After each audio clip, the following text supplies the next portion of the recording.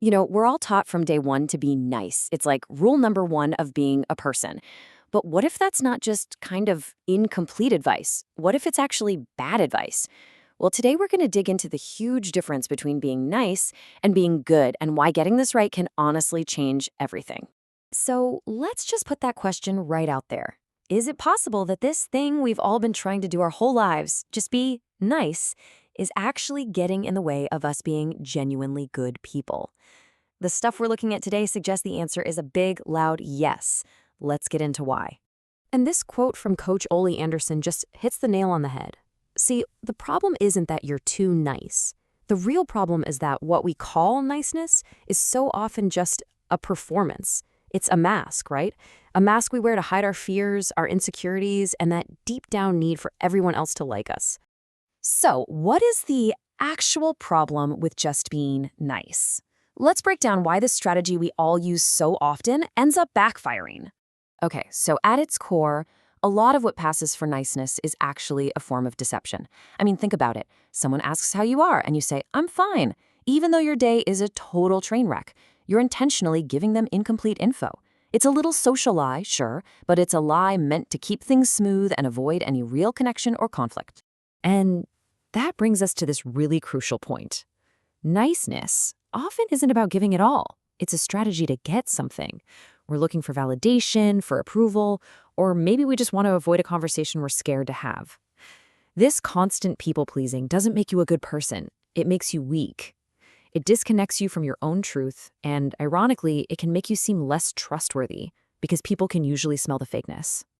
So, if being nice is the problem, what's the solution?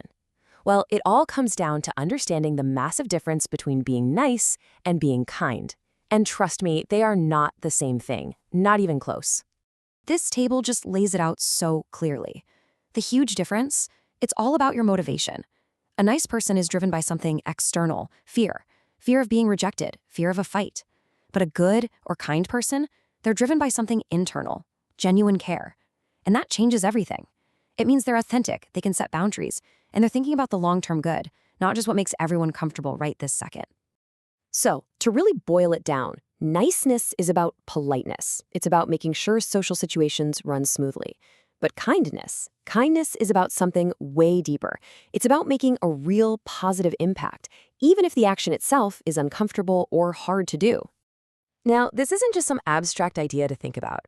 Putting niceness first has real, actual costs in our lives, in our relationships, even in our jobs. So let's take a look at some of those hidden consequences. Yeah, according to The Pleasant Mind, this whole people-pleasing habit, it just creates a huge mess. You end up being a doormat for others, you start ignoring what you actually need, which just leads to resentment. And because you never rock the boat, people might start to think you don't even have a real opinion. You basically become a ghost in your own life. And I love this term. It perfectly describes the internal cost. When you're constantly performing, trying to manage how everyone else sees you, and just swallowing your own feelings, you create energetic clutter. It is absolutely exhausting. It's a process that drains all your energy without adding any real value, and it's a fast track to burnout. You're basically starving yourself to feed everyone else's need for comfort. This whole dynamic even has a name in the workplace: ruinous empathy. It's when a boss is too nice to give you honest feedback. They want to spare your feelings in the moment, but by doing that, they're actually sabotaging your long-term growth. It is the perfect example of niceness being fundamentally unkind. Okay, enough about the problem. Let's pivot to the solution. What does it actually mean to be a good person? And here's a hint. It's not about being harmless. It's about being strong, being capable, and then choosing to do good. This quote from Jordan Peterson totally reframes the discussion. See, a good person isn't a weak person. A truly good person is someone who has the capacity for strength, someone who could be dangerous, but they consciously choose to use that strength for good, to be responsible. Weakness is not a virtue. And that is the absolute key. True kindness is an act of strength.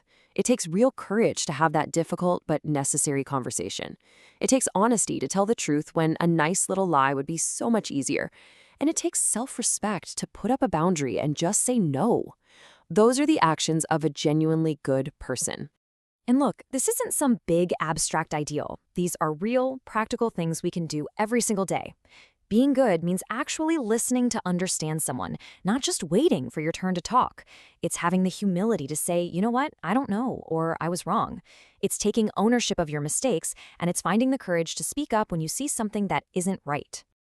All right, so how do we get there? How do we actually make the shift from being the default nice person to being a real, authentic, good person? Let's map out the path forward. And let's be crystal clear about this, okay? The opposite of nice is not mean. The opposite of nice is real. This whole journey is about tearing down that fake persona, the one you built out of fear, so that your authentic self, the one who's capable of true kindness, can finally show up. The Stoic philosopher Epictetus said it perfectly thousands of years ago.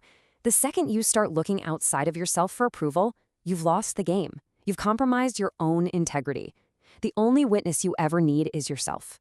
Your approval is the only one that truly matters. Ultimately, this is the trade.